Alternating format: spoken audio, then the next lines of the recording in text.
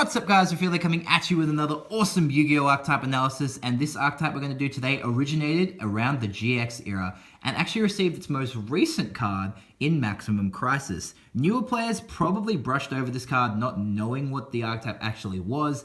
Older players who played around GX or the 2007-2008 World Championship games may actually be familiar with this archetype.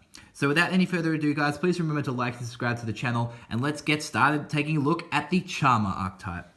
So the Charmers are a group of 6 spellcaster type monsters that originated in the dual terminal and actually feature a pet or familiar based on a very old monster from the beginning of Yu-Gi-Oh! They are all level 3 spellcaster type monsters with 500 attack and 1500 defense points, and all share an effect that when they are flipped, you get to take control of one card on your monster on your opponent's side of the field that shares an attribute with this particular Charmer, so long as they remain face up on the field.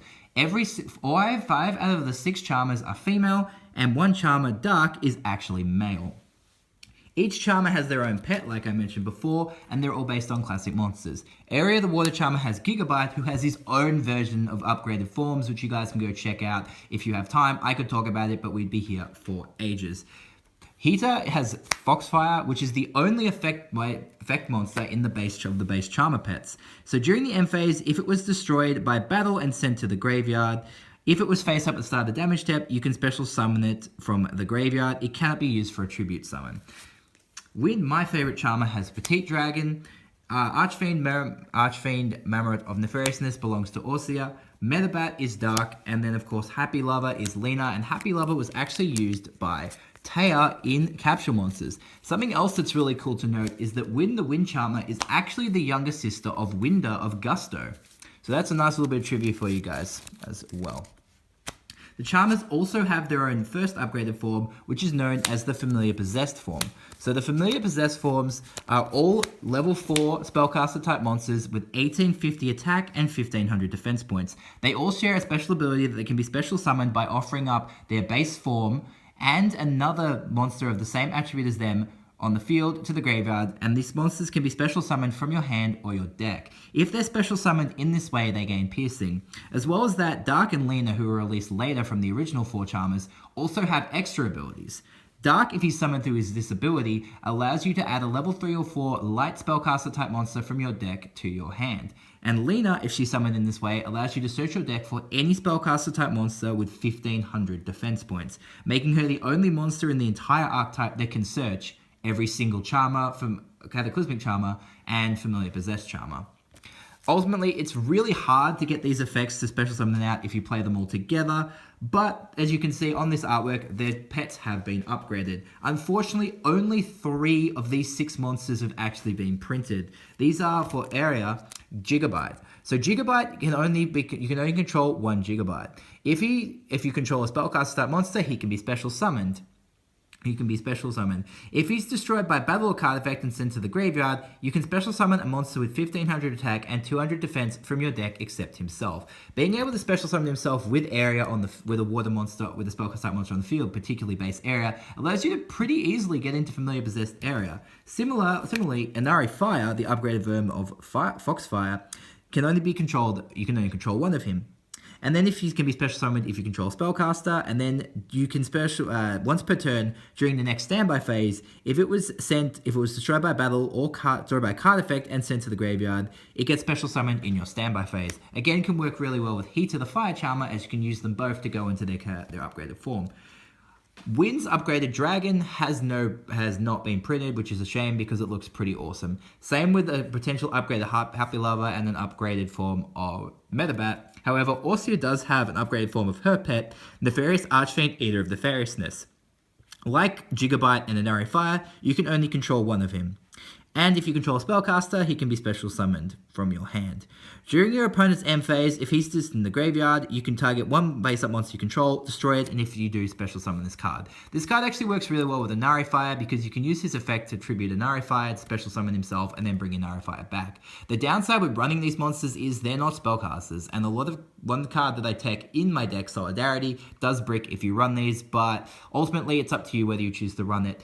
Unfortunately, guys, there is no upgraded dark or light spellcaster or light pet with these effects. If there was, you would actually want to run the base Lina and run the effect to actually get Familiar Possessed Lina's Search Off, but unfortunately we don't have it, so we have to play with what we're given. So most of the time it is recommended to just play the Familiar Possessed Charmers as 1850 beaters, because their trap does actually give them some decent extra attack power. The original 4 Charmers, Area, Hita, Win, and Orsia, also have another upgraded form known as the Cataclysmic Charmer.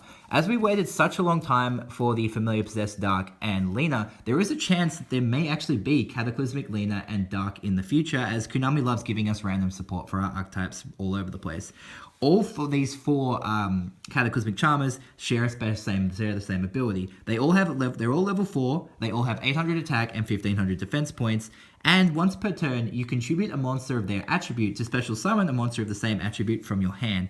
Unfortunately, that monster is destroyed if the Cataclysmic Charmer that summoned it leaves your side of the field. So if your opponent takes control of it, you lose the monster. What's interesting about the Cataclysmic Charmers, however, is whilst the Charmers themselves look to be grown up, the pets are all their basic baby forms, which is something that is really interesting to look at, and speaks a lot about the Charmer lore, as this is potential where they grew up and the pets didn't, which is an interesting thing to look about, which if you guys have time, definitely check out the lore of all the Charmers, because it's really, really cool. The Charmers also have their own specific trap card, 5 of which feature the Charmer themselves, and in the case of Dark, doesn't actually feature him, probably because his trap was actually printed before Dark himself. First off, we have Spiritual Water Art Aoi, and what's good about these traps in particular is they all have different effects, and they normally work as generic support cards for their archetype, for their attributes. So, Spiritual Water Art Aoi allows you to tribute 1 water monster and look at your opponent's hand and send 1 card from their hand to the graveyard. It's not as good now as it was in the past because there's so much graveyard recursion, but the fact that you get to choose the card that goes is pretty good. It does keep within the Charmer theme of tributing, which is a shame given that you plus so little in this deck to begin with, but what can you do? It's still really cool to see that they all got their own trap. We have Spiritual Fire Art Kurenai, and this is probably one of the better ones that you want to tribute for. It's tribute a fire monster on your side of the field and inflict damage to your opponent's life points equal to the original attack of the tributed monster. Works really well in burn decks because you may need to push that last bit of damage, and this card can actually tribute that last monster you need to burn your opponent out, so it's actually pretty decent. What's also worth noting about these traps is it doesn't actually feature the pets.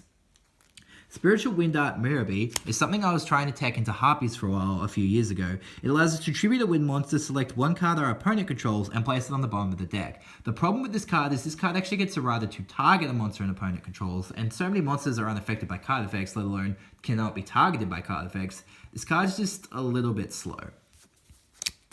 Spiritual Earth Art Kurenai is probably one of the better of these traps. So it allows you to tribute an Earth monster on your side of the field and special summon a level 4 or lower Earth monster from your graveyard except the tributed monster. This is something you could actually run in a pure Orsia deck, as her pet actually is a level 4 monster, and you can summon him out, you can use that, tribute it, or you can do lots of different things with it. It also works pretty well in warrior decks, as a lot of warrior decks, specifically on the old days, are level 4 Earths, so particularly you could run this in Amazonas quite well. Spiritual Dark Art Greed is the only Charmer trap to not feature Dark, like I already said. It allows you to tribute a Dark monster and draw 2 cards.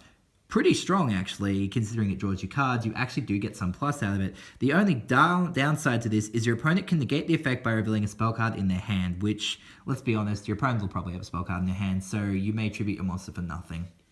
And finally, guys, we have Lina's trap, Spiritual Light Art Hijiri, and this is the only Charmer trap that actually has a super rare, is only printed in super rare. It allows us to tribute a light monster to target a banished monster. Our opponent can reveal a trap card from their hand to negate this card's effect, otherwise you special summon this monster. And to my knowledge, there's no difference between your opponent's banished and your banished, so it just says banished. You can target one of their monsters to summon. If that's the case, this card would actually work really well in Trickstars, as the entire deck is light monsters, and you banish a lot of cards with your Trickstar Reincarnation, and no one really keeps traps in their hand with the exception of Evenly Matched, so this card is probably going to go off most of the time.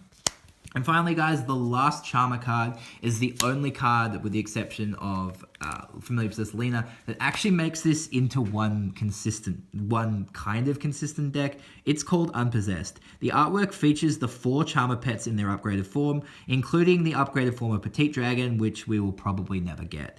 It prevents all our Charmer monsters from being destroyed by battle, and if a familiar possessed monster we control attacks an opponent's monster, it gains 800 attack during damage calculation only. And if a monster we control is destroyed by battle, if monster or monsters we control is destroyed by battle or card effect, we can special summon one spellcaster type monster with 1500 defense from our deck, whose attribute is different from at least one of those destroyed monsters' original attributes on the field, in a face-up attack position or face-down defense position. And we can only use this effect once per turn. Now that is a bit of a wall of text, but what it does mean is if we lose one of our Charmers, we can, or even our Charmer pets, we can special summon one of our Charmers from our deck. And because it says 1500 defense, we can summon out any single Charmer monster we want. We can't summon out the pets, but it is still pretty decent to combo off with our pets. But ultimately, the best reason for this card existing is it gives our familiar possessed monsters 800 attack during damage calculation. So they go from being an 1850 beta to a 2650 beta. If you combo this with a card like Solidarity and choose not to run the pets, your 2650 Charmer is going to go up to a 3450 Charmer. And that's going to be pretty insane for your opponent to deal with. There's a level 4 monster with 3450 attack points that can't be destroyed by battle and has the potential to float into another one is pretty good.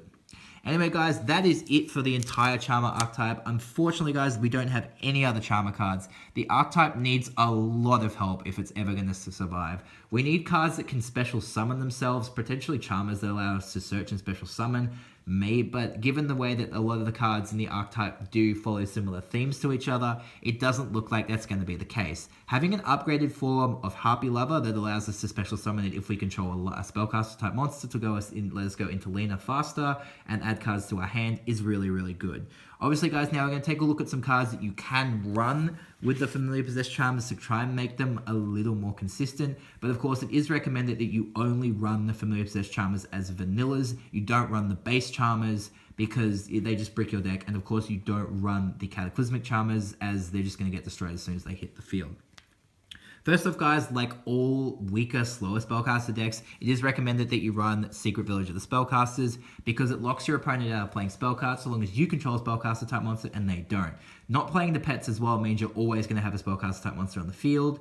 If your only monsters are going to be spellcasters, and of course cards like Effect Veiler and Draw Unlock are also spellcasters, so if you do run them in the deck and you need to, you can just summon them to debrick yourself as well. Which also makes cards like also help with the fact that Solidarity would brick if you do actually play the pets. Now, Solidarity works really well in pure Familiar Possessed Charmers because if you only have one printed type of monster in your graveyard, all monsters on your side of the field with that type gain an extra 800 attack points. Now, this card also features the Ojamas on the artwork, which makes it extra cool. It means your Familiar Possessed Charmers are going to go on both turns. They're going to be sitting at 2650 base attack points, and then when they attack, they're going to get an extra 800 going to 3450, which makes this very, very scary for your opponent.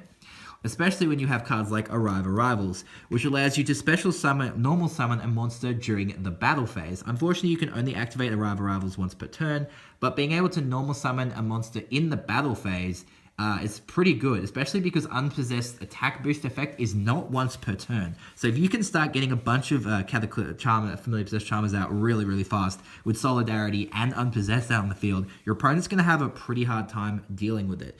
And so a problem, of course, you run into is protecting your cards from trap effects. This is why Magician's Left Hand works so well with Secret Village of the Spellcasters. It negates the effects of your opponent's first trap card or effect they resolve each turn while you control a spellcaster, and if you do, destroy it. It's not great in terms of it can't negate everything like Secret Village or stopping them from activating it, but it does negate their first one, and it's really hard to bait the opponent out with traps. So yeah, this card's actually pretty good. Unfortunately, unlike Secret Village, it's not searchable, but you know, you'll be playing some draw cards. Like the Spellbook engine works really well in the deck because everything is spellcaster, so at the end of the day, you can always run that. Cards like Moon Mirror Shield help as well because they can protect one specific Charmer on the field and make it huge and prone to deal with. Double Summon because you can summon out 2 monsters and start being a threat and maybe go into some XYZs or some links Spellbook of Wisdom to give you some protection from some spell or trap effects if you really need it. It's also an extra target for knowledge if you need to discard something. And of course, Magician's Unite is really good as well because it makes one 3,000 if you don't have Unpossessed or Solidarity and you really need to beat over something. One of them can be 3,000. The downside is, of course, only one of those monsters can actually attack. And finally, guys, there is one extra monster we do recommend playing with the Charmers is, of course, Fairy Tale Lina. Now, what's interesting about Fairy Tale Lina is not only does she have her own good effect that once per turn during either player's turn, you target one face-up monster your opponent controls, and your opponent can send one card with that monster's name from their deck or ED to the graveyard to negate the effect. Otherwise, they both monsters bounce to hand. The fact is, on summon, she can search the deck for any spellcaster type monster with exactly 1850 attack points. And every single familiar possessed Charmer has exactly 1850 attack points. So Luna, who is designed to search the entire Fairy Tale archetype, can actually search the familiar possessed archetype as well. Similarly, of course, you guys can run from Fairy Tale Rella, who can equip Wonder Wand from the deck, and then you contribute her to draw 2 cards with Wonder Wand, and then Wonder Wand comes back to your hand or something due to Rella's effect. But at the end of the day, that is completely up to you guys. But ultimately, unfortunately, guys, Charmers is not a viable archetype. It's too old, it has no plussing, everything is required on tributing, and you need multiple monsters on the field in order to make the deck super reliable. At the end of the day, it just becomes a stupid beatdown deck that your opponent can easily deal with, as your Unpossessed doesn't give you enough recovery.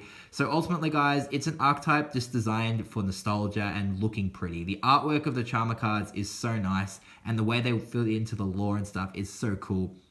But anyway, guys, thank you so much for checking out my archetype analysis. Please feel free to like and subscribe to the channel. Check out some of my other Yu-Gi-Oh videos and like my Harpy profile, which is now at over 1,000 views, and I really appreciate that, guys. Thank you so much. We also have an updated Blue Eyes profile coming out very, very soon for you guys with some new cards from Kyber Collection as well. If you guys would like to see a kind of pseudo deck profile for Charmers, I can try and put one together for you to show you guys how I would actually go about playing the deck. But anyway, guys, again, thank you so much for watching, and I'll catch you for my next video.